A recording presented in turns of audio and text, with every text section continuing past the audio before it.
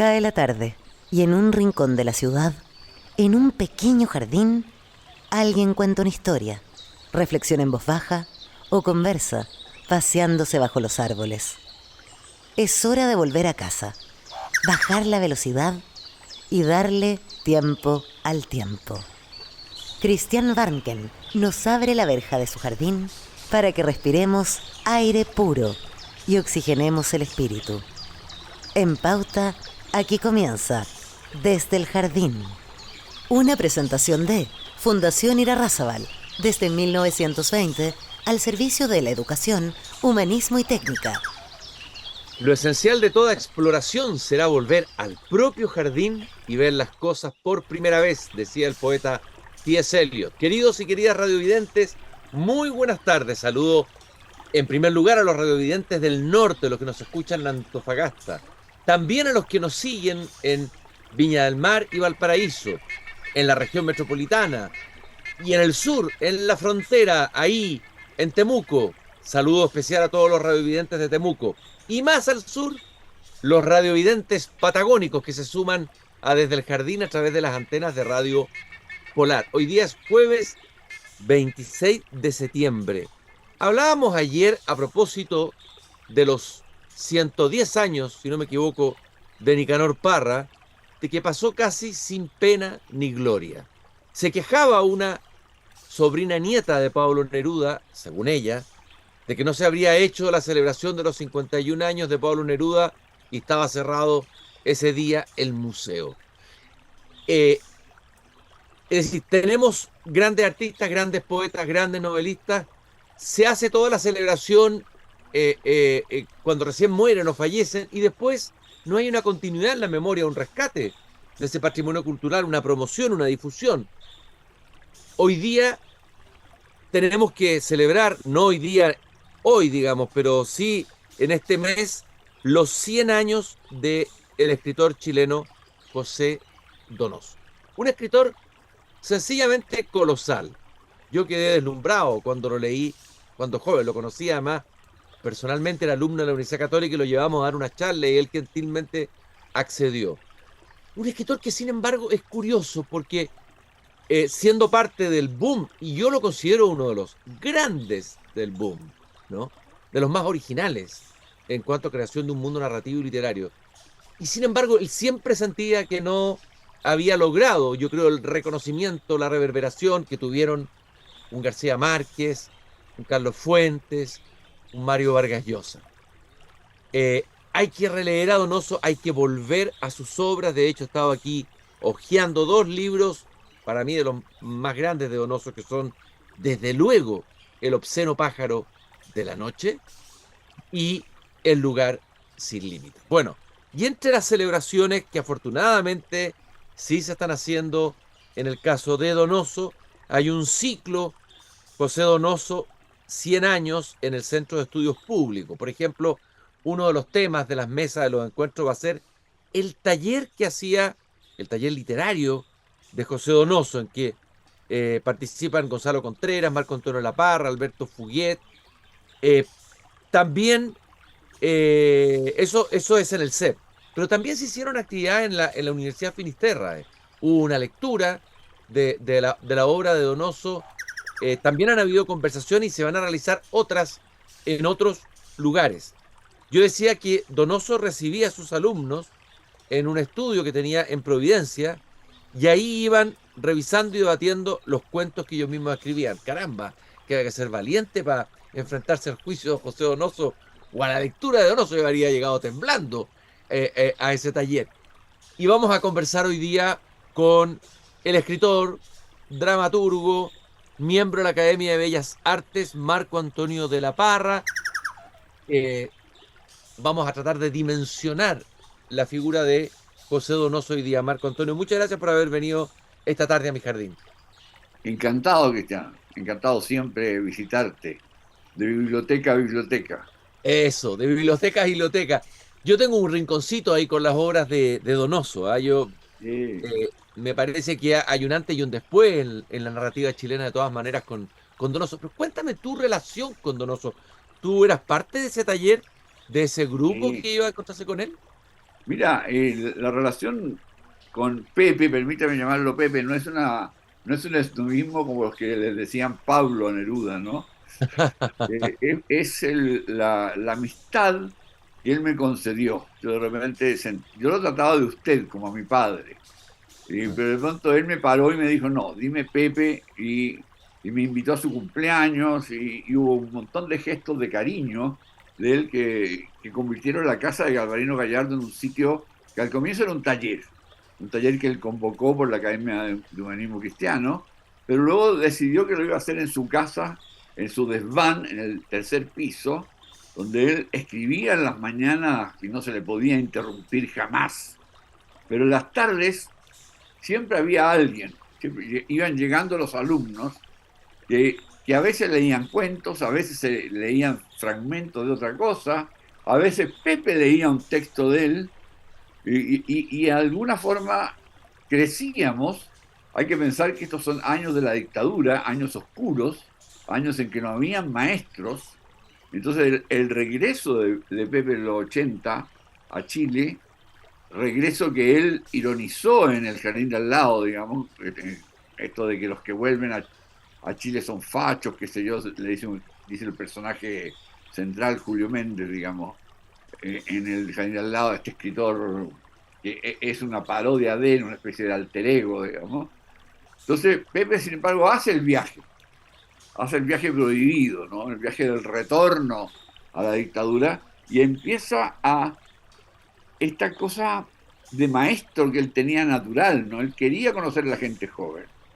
Hizo un viaje antes, a principios del 80, muy tempranamente, donde lo conocí, nos juntó un montón y nos empezó a preguntar sobre poesía norteamericana. Y muy poco ubicábamos a algunos poetas norteamericanos y pocos contemporáneos. Y entonces quedó muy desilusionado. Era muy frecuente que él frunciera el ceño así como decepcionado de lo que él estaba esperando.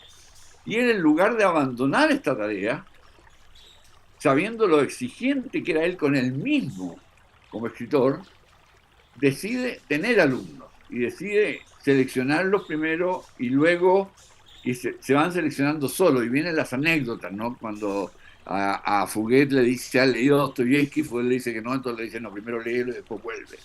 Entonces, y eso se daba mucho, que tú tenías que tener una lectura y te hacía leer a Proust.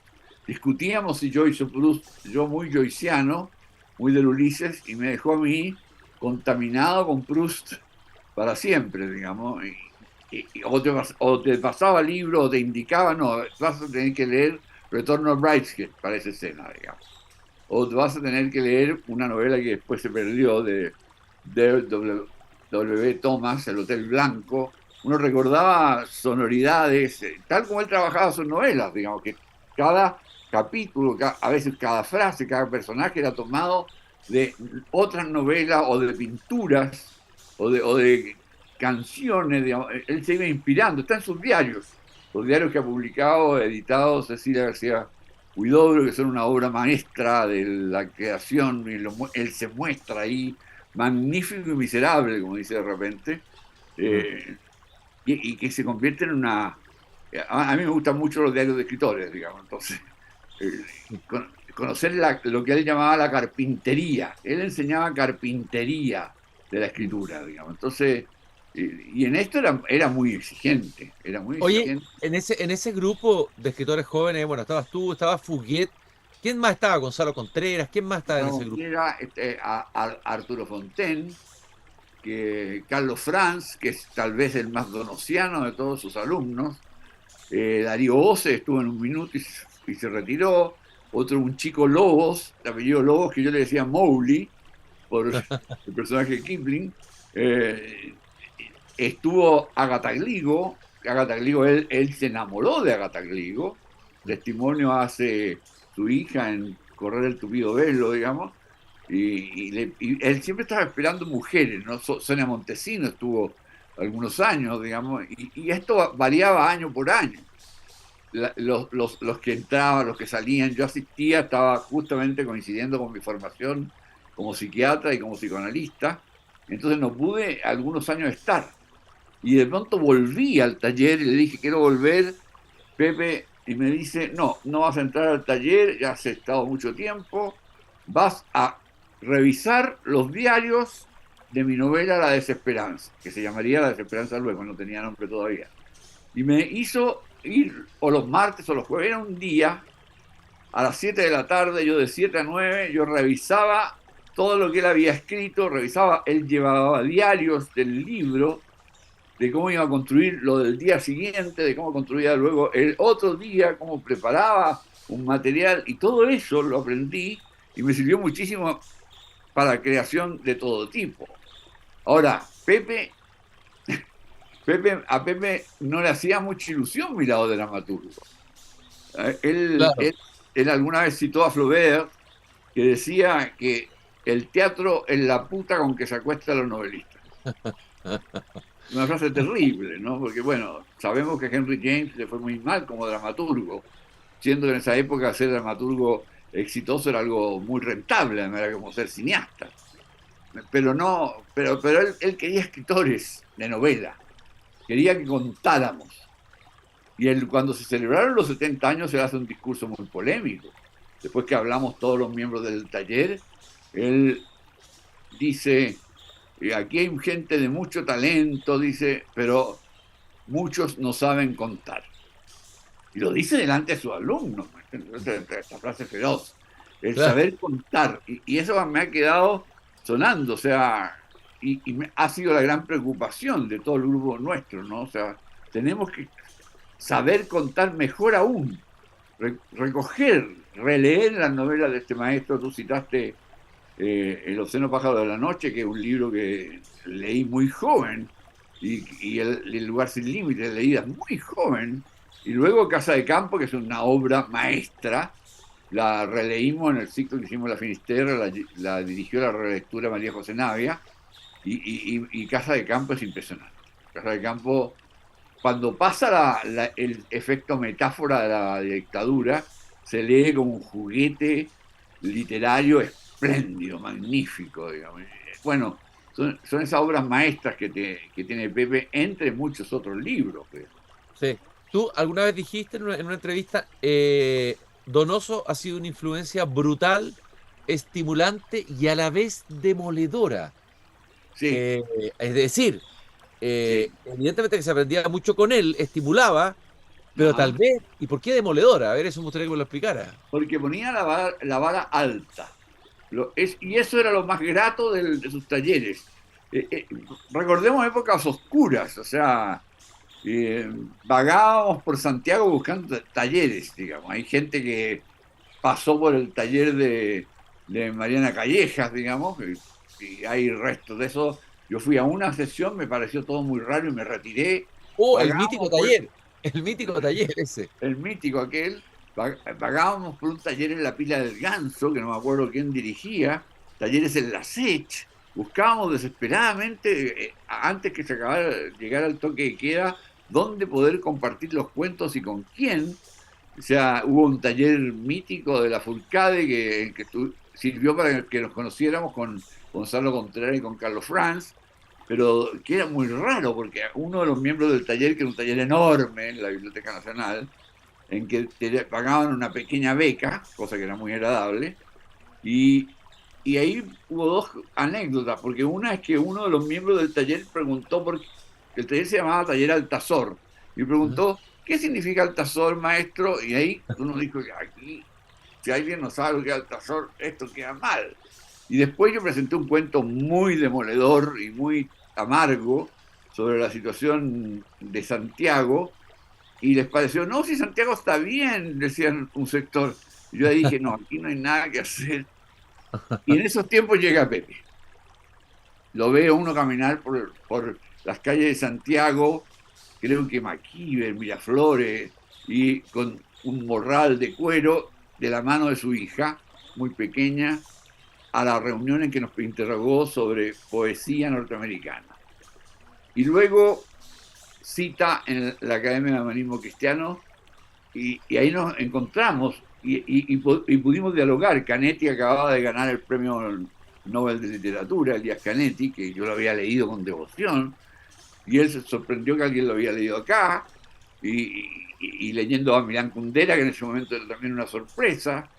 Entonces, de una u otra manera, él te ponía la vara extraordinariamente alta. O sea, había que leer lo que estaba pasando, había que leer lo más clásico, había que dominar el punto de vista, había que manejar realmente el contar, este contar que a él le preocupaba y que sentía que solo algunos en algunos momentos lográbamos realmente dar en el clavo. Oye, Marco Antonio, decía al comienzo que hay una especie de antes y después en la literatura chilena, no sé si exageré, Sí, en la narrativa con Donoso, ¿no es cierto? sí. ¿Qué es lo que trae Donoso a la narrativa chilena? ¿Cuál es el salto cuántico ahí copernicano Sí, que trae lo Donoso? Eso hay. me gustaría que lo explicaras un poco. Mira, hay un momento que lo vivimos sobre todo los que teníamos 15, 16 años terminando la educación secundaria que se llamaba Humanidades en esa época. A mí me encanta que haya llamado Humanidades, o sea, era muy bonito eso, se hablaba de otra cosa.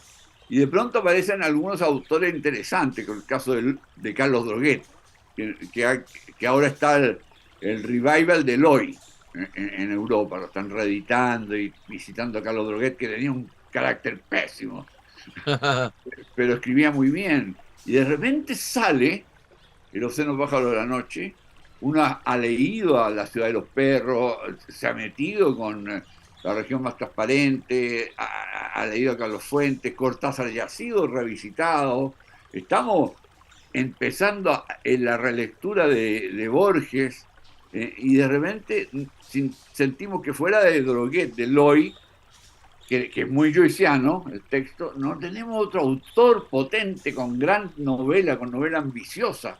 Y ahí esta novela tremendamente ambiciosa que es El océano pájaro de la noche, que no se queda corta, ¿no? Que descubre un uso del lenguaje y una imaginería desplegada ampliamente, ¿me entiendes? Entonces, fue un momento, como dices tú, un salto copernicano, o sea, le daba una vuelta a lo que había sido el costumbrismo que nos había ocupado, a todo tipo de realismo o naturalismo que visitábamos en literatura chilena. O sea, se nos hacía leer textos que uno, por ejemplo, lo que pasaba con Manuel Rojas, digamos, muy influenciado por Faulkner en su último libro, pero que quedaba en la penumbra, sin ese gran vuelo que tiene El océano pájaro de la noche, en que las casas que aparecen en Donoso, los personajes que aparecen, los argumentos son de otra complejidad, otra,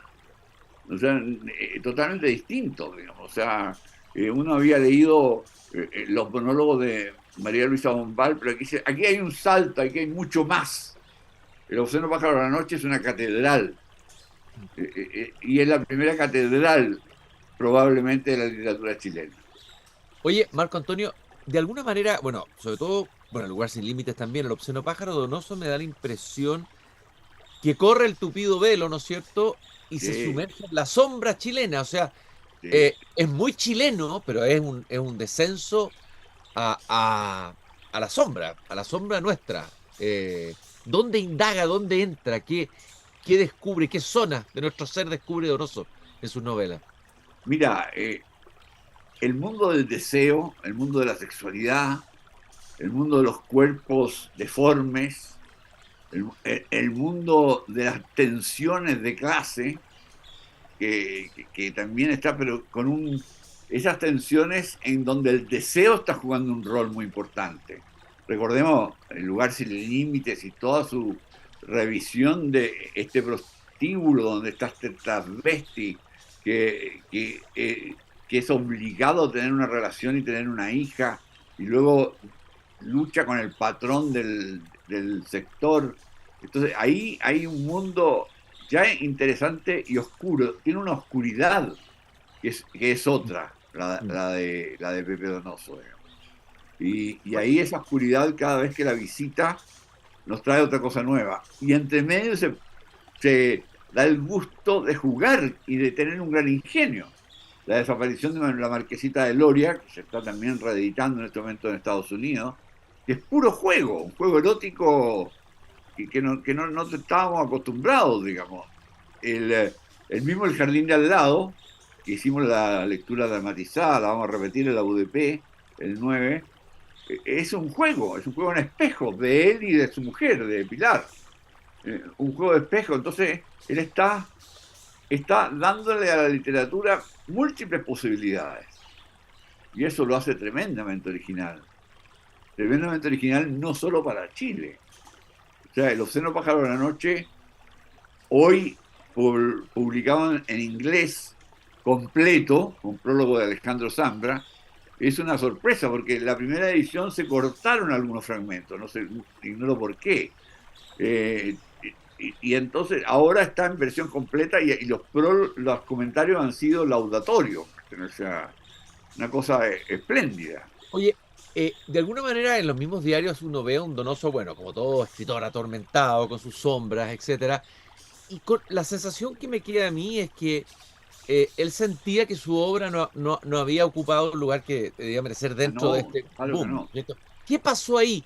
¿Por qué no sé? ¿Qué pasó con Donoso? ¿Por qué quedó como en la segunda línea cuando es un tipo que tiene que estar, es de lo más original, diría yo, dentro del boom?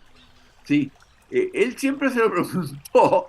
Bueno, a él lo atormentaba mucho, está en los diarios constantemente esa pregunta y le dedica en El Jardín de al lado largas páginas, digamos, a esa sensación de que él no era el cuarto o el quinto del boom, sino que quedaba en la segunda fila. Recordemos que el boom entra como un camión, digamos, en la literatura, con Vargas Llosa, con Fuentes, con García Márquez, tremendo García Márquez, digamos, y la relectura de Cortázar, que son los cuatro stars.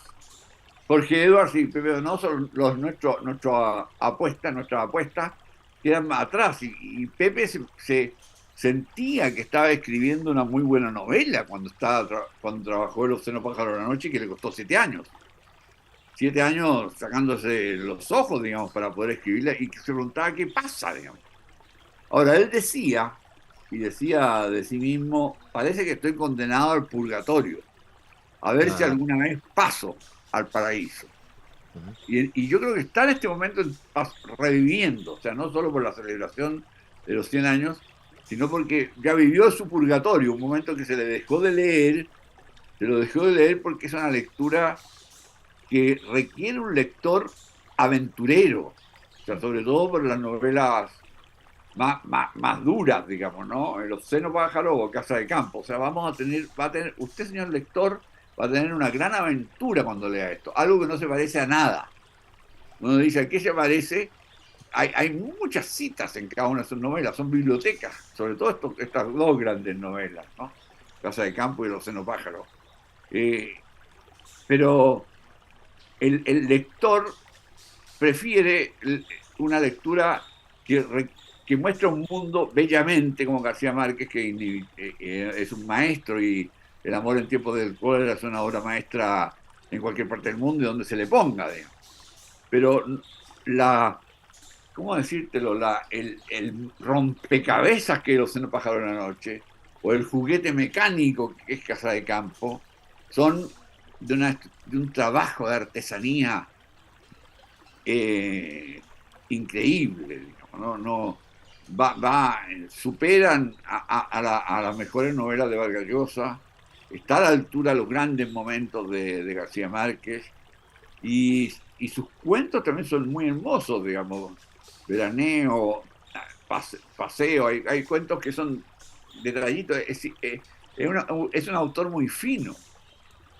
Oye, Y Marco Antonio, lo que sería interesante es ver si las nuevas generaciones lo van a leer. Quiero decir, las nuevas generaciones de escritores como ustedes lo leyeron, ¿no es cierto? Eh, ya, a aquí mí me ha que pasado en el nuevo mundo los narradores más jóvenes, Bolaños como la referencia, sí, Zambra empieza a ser, pero qué interesante sería que fuera leído por los jóvenes. ¿Cómo va a ser esa lectura de las mira, nuevas generaciones de Donoso? yo tengo una anécdota con un alumno en un taller, ¿no? Un hombre muy talentoso, que creo que él va a dar que hablar no diré su nombre para no traer mala suerte, va a dar que hablar y de pronto yo le digo, ¿no han leído Donoso? No, me dice. Mm. Y le paso al Obsceno Pájaro de la Noche y me dice, ¿dónde he estado yo todos estos años? Qué bueno. sin tener acceso, cómo he dejado pasar estos años. Y Zambra en su prólogo también hace un juego con esto, ¿no? O sea, ¿qué hemos hecho con Donoso? Que no lo hemos leído, que no nos hemos expuesto al efecto Donoso, lo llamaría yo, que es un efecto de alta literatura. O sea, ahora que está, después de que el efecto Bolaño fue muy fuerte para todos, digamos, los que estábamos escribiendo, los que estábamos leyendo, y muy claro. Yo soy adicto a Estrella Distante, yo puedo pelearme ahí a espada con los Detectives Salvajes y los 2016. Creo que Estrella Distante es una obra maestra, pequeña y genial, y después hay muchísimo material en Bolaño. En Pepe, cada una de sus novelas está trabajada cuidadosamente. Hay algunas que me gustan más que otras, eso no es inevitable en cualquier autor. A él, por ejemplo, no le gustó cómo quedó La Desesperanza. Yo me acuerdo haber llegado a su desván, a su altillo, y él estaba revisando la traducción de La Desesperanza, que fue traducido como curfew, toque de queda, y decía, pero no, esto está mal, presenté mal a este personaje, ¿cómo es posible? Atormentado por su novela, que sentía que no quedó como él había soñado. Yo le dije que es que Pepe, yo que me había tocado revisar esa novela, la segunda parte es tu mundo, la parte de los cuchepos, la oscuridad, los cuchepos que invaden el barrio alto, pero la tercera parte está resolviendo la política actual y lo contingente, y eso no es lo tuyo.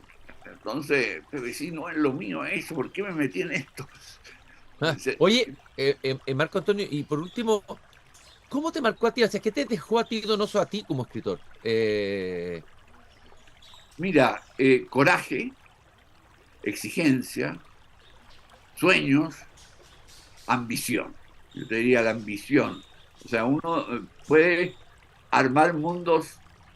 Es un efecto un mezclado entre lo que me ha pasado a mí con Ruiz y con Donoso. El derecho a la ambición desatada. El derecho ¿Con Raúl Ruiz? ¿Te refieres a Raúl Ruiz? A Raúl Ruiz.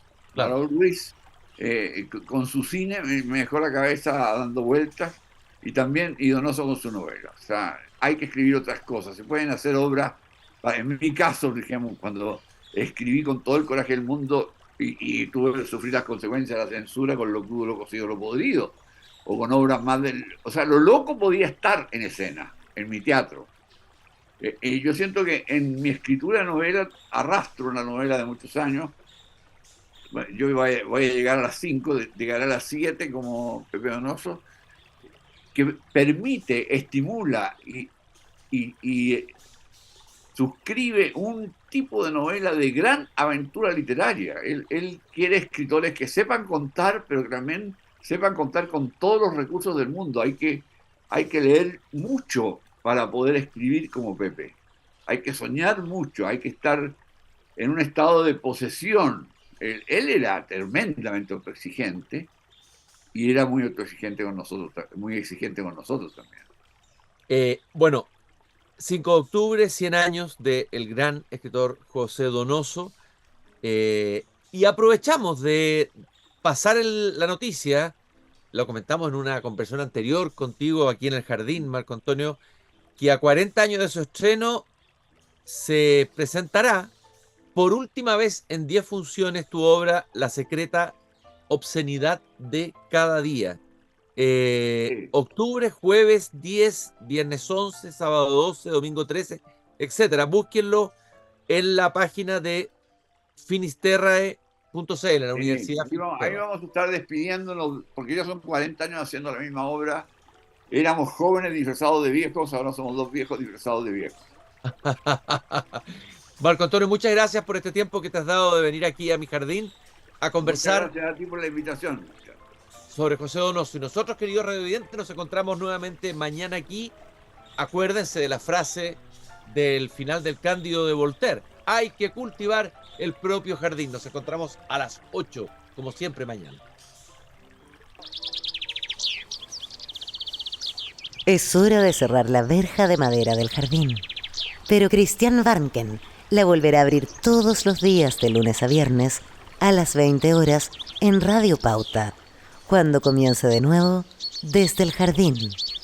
Una presentación de Fundación Irarrázaval, desde 1920 al servicio de la educación, humanismo y técnica.